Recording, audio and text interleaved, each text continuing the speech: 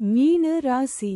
ரேவதி நட்சத்திரம் 1, 2, 3, 4 பாதங்களுக்கு இன்று வதை தாரை கடுமையான தீமை தரக்கூடியது. வாக்குவாதங்கள் ஏற்படும்.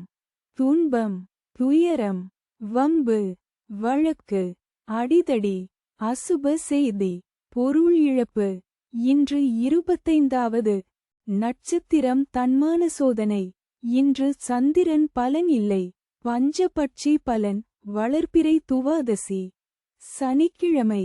படுபட்சி தினம். முடிந்தவரை சுபம் விலக்கவும். காலை 8:24 மணி முதல் 10:48 மணி வரை. அரசு 100 விழுக்காடு.